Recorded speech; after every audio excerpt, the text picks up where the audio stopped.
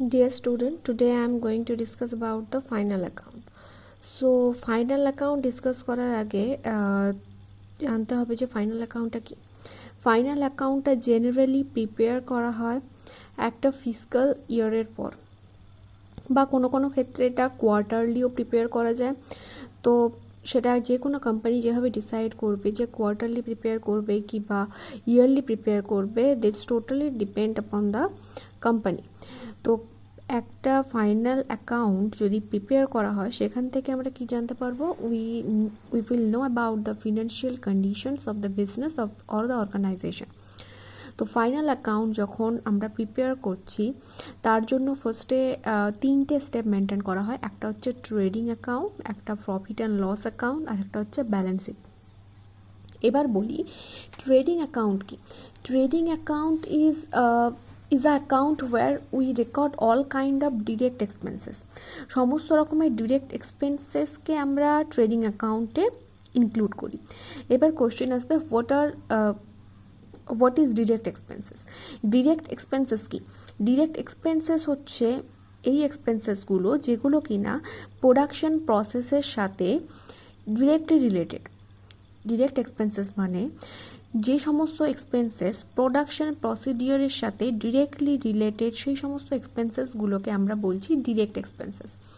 যেমন ধরো কোনো অর্গানাইজেশনের প্রোডাকশন পারপাসের সাথে ডিরেক্ট এক্সপেন্সেস কী কী ইনক্লুড হতে পারে? ফ্যাক্টরি চার্জেস হতে পারে, ফ্যাক্টরি মেশিনারি মেনটেন্যান্স হতে পারে, ফ্যাক্টরির মেশিন মেনটেন্যান্স হতে পারে। দেন তোমার লেবারদেরকে জেনারেলি কী পেমেন্ট করা হয়? ওয়েজেস পেমেন্ট করা হয়। Wages is a direct expenses. আচ্ছা, যে প্রোডাক্টটা স্টকে যাচ্ছে সেটাকে আমরা ডিরেক্ট এক্সপেন্সেস ধরতে পারি।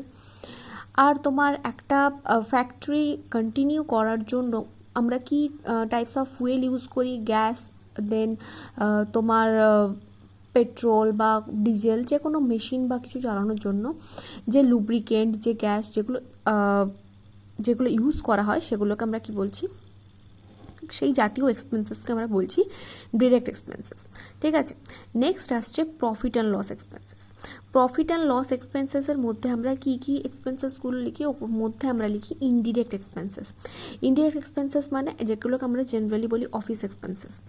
যেমন ধরো salary, house rent, then telephone charges, electric charges of office, then stationery, depreciation, এই সমস্ত অ্যাকাউন্টসগুলোকে আমরা কিসের আন্ডারে ইনক্লুড করি? প্রফিট অ্যান্ড লসের আন্ডারে। Then balance sheet. Balance sheet is a generally trading account and profit and loss অ্যাকাউন্টে আমরা দুটো সাইড মেনটেন করি, সেটা তোমরা সবাই জানো, ডেবিট অ্যান্ড ক্রেডিট। ঠিক আছে, এবার ব্যালেন্স শিটে আমরা কী করি? ব্যালেন্স শিটে কোনো ডেবিট ক্রেডিট বলে কোনো সাইড হয় না। Balance sheet is a statement. তো ব্যালেন্স শিটে আমরা অ্যাসেটস অ্যান্ড লায়াবিলিটিস এই দুটো মেনটেন করি। আচ্ছা, এবার আমি তোমাদেরকে ফরম্যাটটা দেখিয়ে দেব।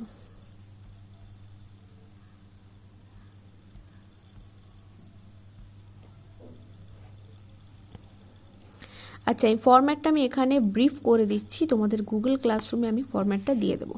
ফার্স্টে দেখো আমি দিয়েছি ট্রেডিং অ্যাকাউন্ট। ঠিক আছে, তো ফরম্যাটটা এইভাবে হবে। এই সাইডটা হচ্ছে ডেবিট সাইড, এটা হচ্ছে ক্রেডিট সাইড। ঠিক আছে, তো ডেবিট সাইডে দেখো পার্টিকুলার্স অ্যামাউন্ট রুপিস দেওয়া আছে, এখানেও সেম পার্টিকুলার্স অ্যামাউন্ট রুপিস দেওয়া আছে। আচ্ছা, এই যে কলামটাকে সেমভাবে এই কলামটাকে আমরা বলছি ইনার কলাম, আর এই যে কলামটাকে এটাকে আমরা বলছি আউটার কলাম। ঠিক আছে, তো ইনার কলামে আমরা কি করি? ইনার কলামে আমরা জেনারেলি সমস্ত রকমের ক্যালকুলেশনসগুলো করি। ক্যালকুলেশনস করার পরে এই ধরো লেস পারচেজ রিটার্ন। ঠিক আছে, তো পারচেজের যে অ্যামাউন্ট তার থেকে পারচেজ রিটার্ন লেস করে যে অ্যামাউন্টটা থাকছে ওটাকে আমরা কী করছি? আউটার কলামে পাঠাচ্ছি। তো আমরা ইনার কলামে করি ক্যালকুলেশনস, আর যে ফাইনাল রেজাল্টটা ওটাকে আমরা ট্রান্সফার করে দিই আউটার কলামে। ওকে, তো এবার দেখো এটা জাস্ট একটা ফরম্যাট। আমি ওই জন্য অ্যামাউন্টের যে ফিগারগুলোকে ওগুলো আমি স্টার দিয়ে রেখেছি, যাতে করে তোমাদের একটা ব্রিফ নলেজ হয় ট্রেডিং অ্যাকাউন্টে জেনারেলি কী টাইপস অফ এক্সপেন্সেস আসে, আর সমস্ত অ্যাকাউন্টসগুলোতে কী টাইপস অফ এক্সপেন্সেস কীভাবে লেখা হয় সেটা যাতে আমি বোঝাতে পারি। ঠিক আছে, ফার্স্টে দেখো ট্রেডিং অ্যাকাউন্টেই এখানে এই সাইডে দেখো ডেবিট সাইডে ওপেনিং স্টক। ঠিক আছে। ওপেনিং স্টক তার আমরা কোথায় লিখবো? ট্রেডিং অ্যাকাউন্টে লিখবো, ঠিক আছে। তো বিজনেস যখন শুরু করছো তো ফার্স্ট বছরে ধরো 2010-এর ম্যাথ হচ্ছে, 2010-এর ডিসেম্বর মাসে বা জানুয়ারি মাসের ম্যাথ হচ্ছে। তো যখন বিজনেস স্টার্ট করেছিল কত ওপেনিং স্টক ছিল, ঠিক আছে। তো ওপেনিং স্টক তো এখানে আমরা লিখলাম। নেক্সট কি আছে? Purchase account. পারচেজ অ্যাকাউন্ট মানে পারচেজ বলতে তোমরা সবাই জানো গুডস, তো গুডস কত আছে সেটা দেখালাম, ঠিক আছে। এবার বলি ফাইনাল অ্যাকাউন্ট যখন করবে তখন ভেরিয়াস টাইপস অফ তোমাদের অ্যাডজাস্টমেন্ট থাকবে, ঠিক আছে। সেটা পরে যখন ম্যাথ করবে সেটা তখন বুঝবে। পারচেজ থেকে ধরো তুমি কিছু পারচেজ করে এনেছো, পারচেজটা যখন তুমি আবার কোনো ডিফেক্টিভ হওয়ার জন্য যখন প্রোডাক্টটা তুমি রিটার্ন করছো ওটাকে আমরা কি বলি? Purchase return. তো পারচেজ আউটওয়ার্ডও বলা যায়। তো ওটা যখন রিটার্ন করছো ওটা তোমার ব্যালেন্স থেকে কমে যাচ্ছে, তো সেই জন্য লেস পারচেজ রিটার্ন হলো।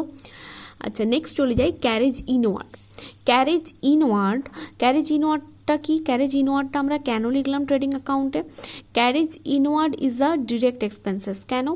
কারণ যখন ক্যারেজ ইনওয়ার্ড মানে যখন এটাকে আমরা বলি শর্ট টার্ম ট্রান্সপোর্টেশন কস্টকে আমরা বলি ক্যারেজ ইনওয়ার্ড। তো যখন তুমি শর্ট টার্ম ট্রান্সপোর্টেশন মানে ক্যারেজ ইনওয়ার্ড জেনারেলি কনসিডার করা হয় যখন তুমি র মেটেরিয়ালস আনছো তোমার বিজনেস পারপাস বা প্রোডাকশন পারপাসে, সেই রিলেটেড যে এক্সপেন্সেস যাচ্ছে ওই this kind of expenses generally known as carriage inward, ঠিক আছে। তো যে র মেটেরিয়াল আনছো ওটা ডিরেক্টলি রিলেটেড হচ্ছে প্রোডাকশন পারপাসের জন্য, তো সেই জন্য এটাকে আমরা বলছি ক্যারেজ ইনওয়ার্ড। সেই জন্য carriage inward directly related with the production purpose, that's why carriage inward is in under trading অ্যাকাউন্টে এসছে, ঠিক আছে। এরপর আসছে ওয়েজেসে দেখো, ওয়েজেস আমি একটা ইনার কলামে লিখেছি কারণ এর অনেক সময় ওয়েজেসের বেশিরভাগ ক্ষেত্রে কি থাকে? অ্যাডজাস্টমেন্ট মানে এন্ট্রি থাকে।